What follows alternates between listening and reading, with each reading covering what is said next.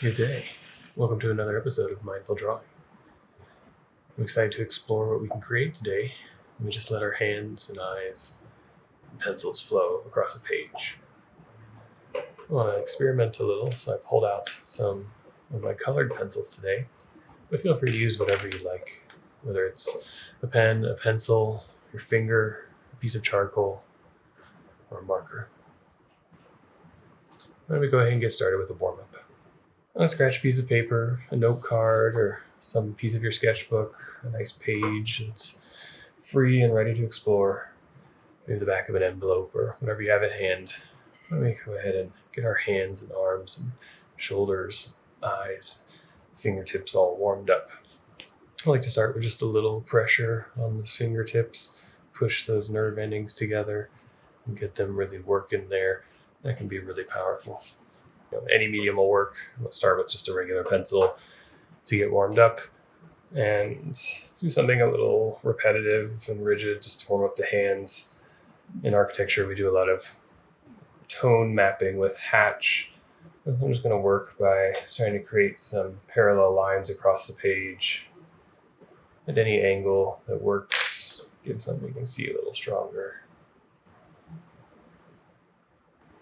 I'm trying to keep them relatively even once I start the first few and find a bit of a rhythm.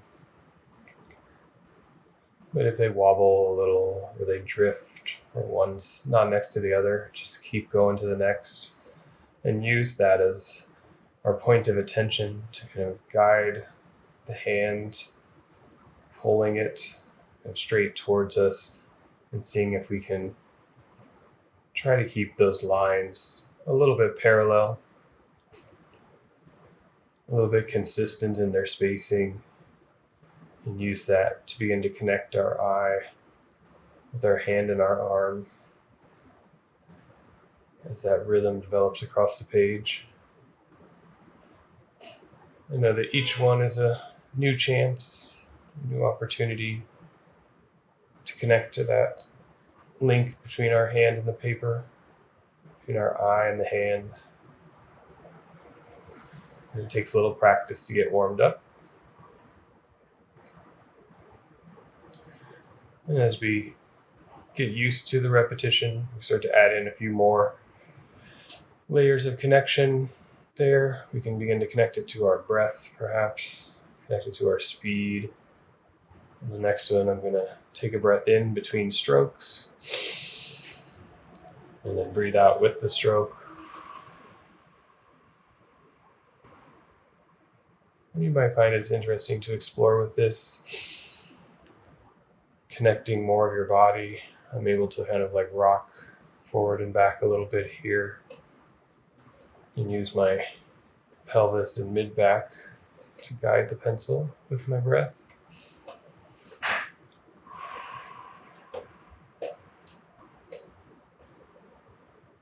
Or you could get your arm more into it and bend at the elbow. You can even use it to warm up the wrist a little bit. Might not be the best technique practice, but engages some of those muscles so we become more aware of them, so we can keep them more stable in other drawing practices. And begin to run out of space on the page here. An opportunity. Take a few last breaths. You can always go back over the space. Try to really bring that focus to the parallel in the breath.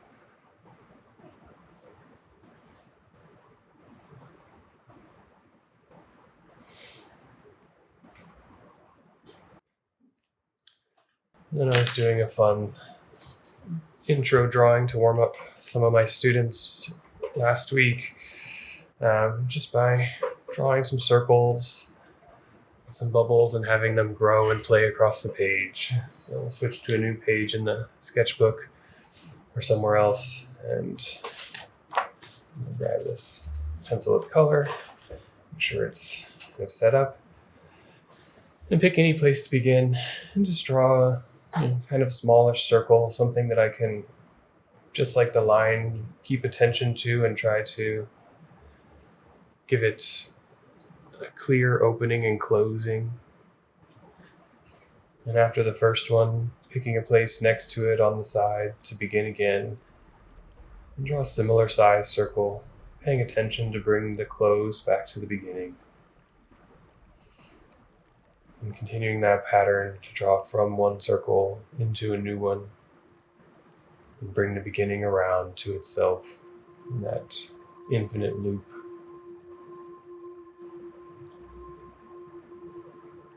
And I'm just letting them attach where my arm feels right.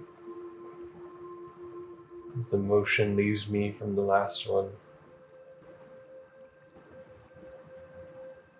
And if your body begins to run out of space or stretch, it's always a chance to change into a new direction. And keep bringing that attention with your eyes to where the circle begins and where the circle ends. No worry if they don't match, but over time, with the repetition, we can begin to get them to align. Maybe we can do it smoothly, but first we just work lightly, getting that precision in our fingers and our hand. It's the only element that we're focusing on as we bring our attention there. And it begins to feel comfortable or repetitive. You might change the direction in that you're drawing the circles. I was going counterclockwise, and now switch to clockwise. See if that changes what you have to bring your awareness to. Is it faster or slower?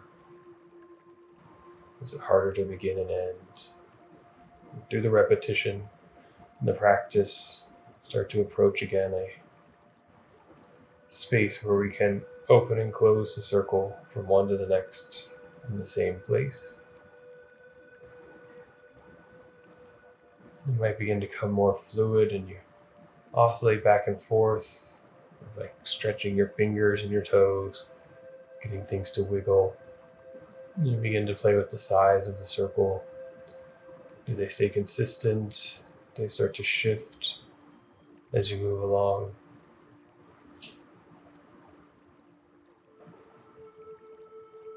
And I find I just kind of reset to new locations, as each one is the same.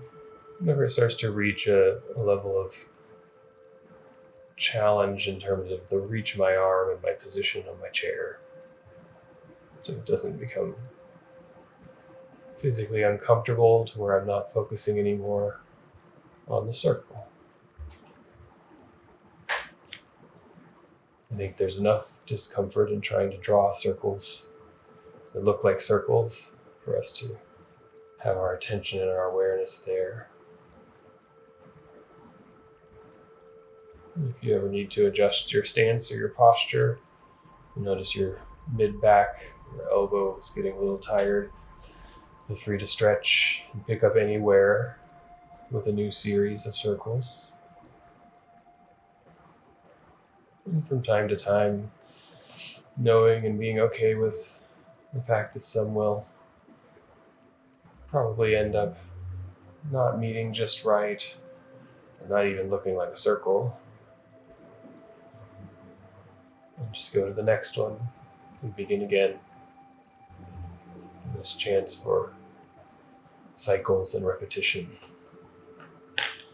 And for fun, I'm going to switch it up and just keep building circles with another color.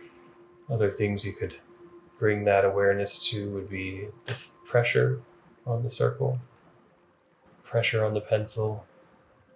Does the line vary? Is it hard or soft? How does that help you complete the cycle?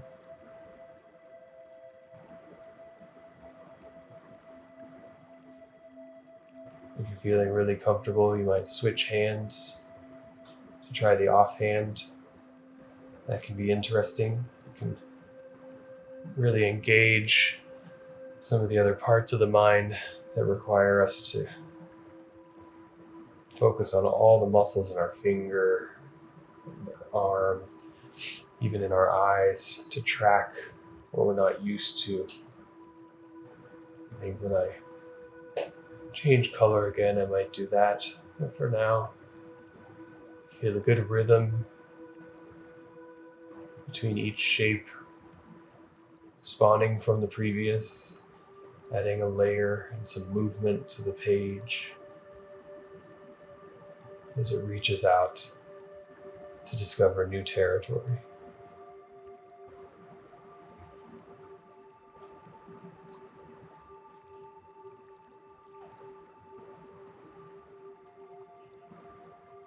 And if you find it's getting overly repetitive, that's a place to just let go. Maybe not even bring the attention to the circle anymore. And instead, let the mind empty. Let the hand go with what it knows how to do.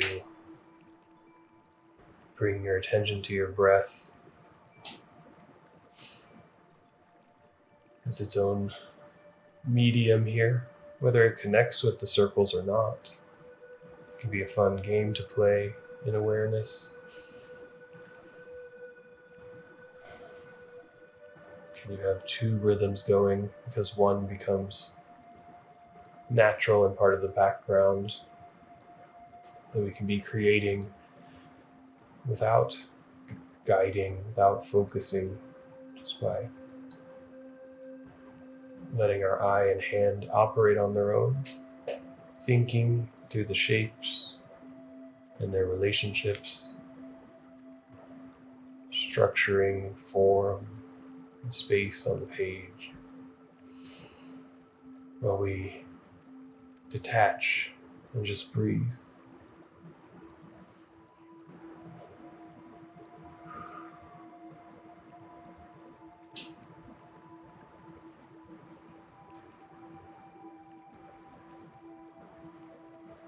I find these exercises in this morning so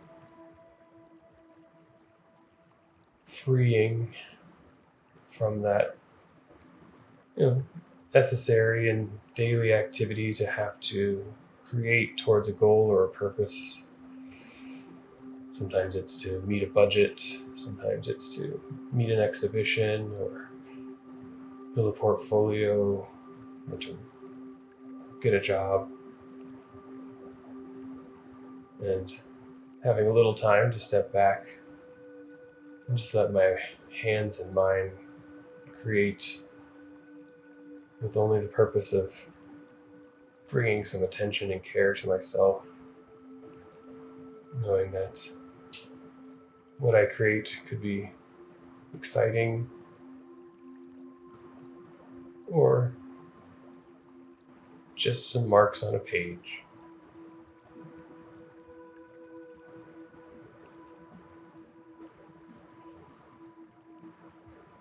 And enjoying the journey and seeing where they might go, what they might become. And if your attention begins to drift to looking at the whole, as we start to have enough lines to take shape, enough connections between the circles, forming new shapes, I like to bring my eyes really intensely back just to the tip of the pencil. And what is it doing?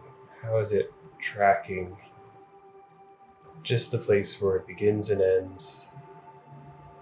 And am I being consistent in beginning on the previous circle, ending on the previous circle? Really engaging with that tangent, the point of engagement with any curve, and seeing where it takes us. And waiting to see the overall drawing, putting it out of mind, and just being with my breath in one moment and cycle at a time.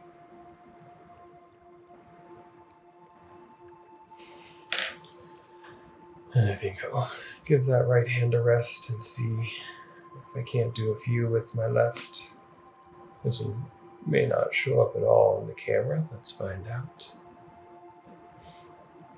It's okay. We don't need to see the camera. It's just a guide if you get lost or get too absorbed in the circles to step back for a minute and recalibrate.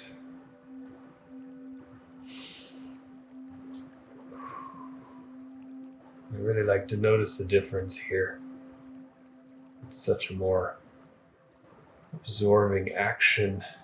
You can feel it in all the nerves of the left side of my body as I try to guide this pencil into the shape of a circle with my offhand, my left hand.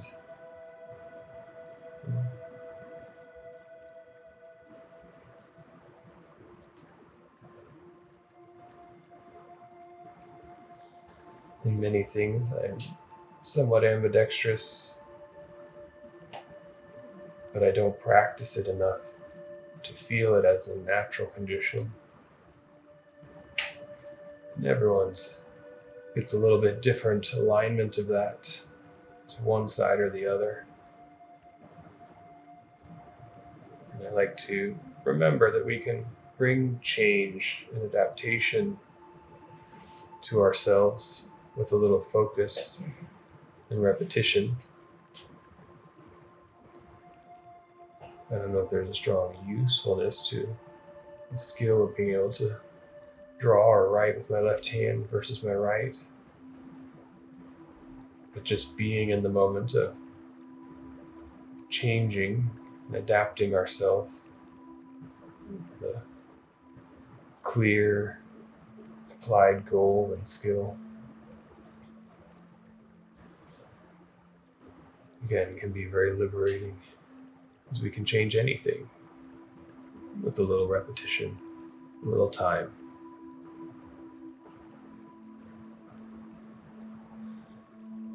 We'll just take a little time now, a few minutes, to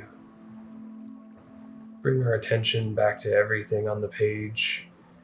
Maybe take a chance to look at what's been created here in the time of drawing and decide if you want to start to modify it or draw into it, or just keep going with the repetition of the circles.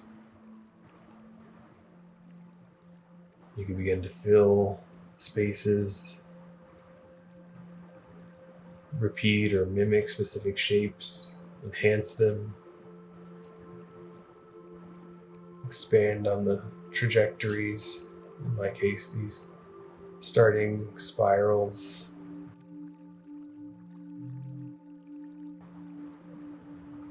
Begin to shift the density and play with how circles connect at many sizes, many conditions.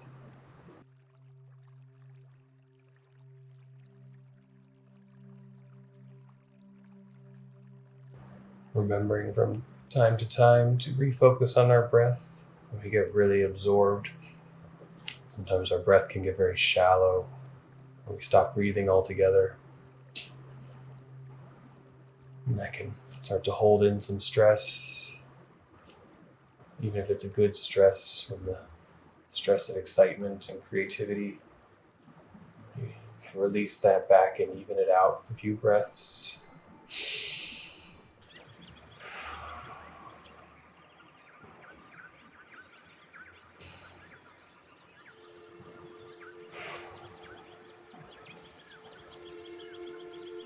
And let the body sink back into its rhythm.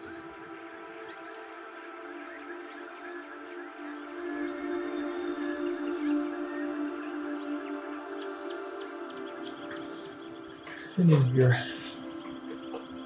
really on a roll, please continue to keep drawing with the same technique and medium. And I did something similar to this exercise with my students afterwards, in between our many virtual meetings, connecting in these digital screen spaces. I would take little jumps throughout the day to come back to this drawing next to my desk and just find new things. I found that to be a nice, relaxing practice. One of the elements I started to do was fill in or give some thickness to the space that formed between the series of bubbles.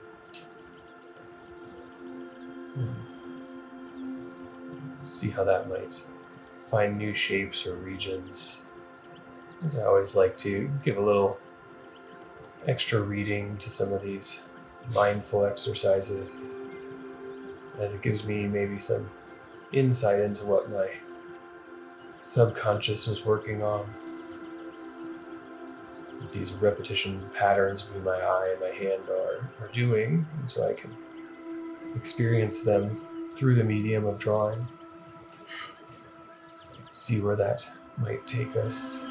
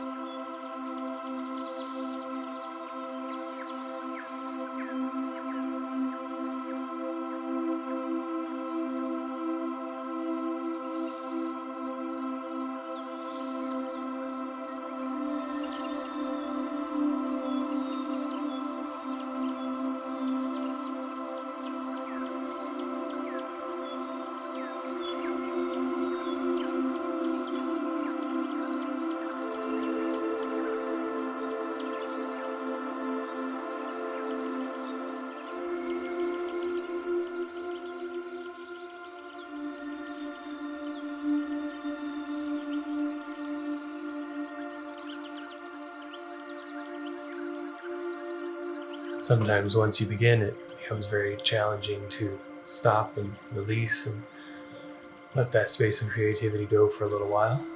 We all have to move on with things in our day. So hopefully this has been a chance for you to explore it, get into that space, get the mind active and creative, get the hands flexed and connected to the eye, and just enjoy a little time to make something without purpose, without intention, but with attention. If you enjoyed what we did here, please like the video, subscribe. I'll try to put out more content like this at least once a week, with always a few supplemental drawings here and there when I have time to throw in. And over the summer, we'll expand this and do some live streams. Hope you have a wonderful week. Enjoy and keep drawing. Thank you.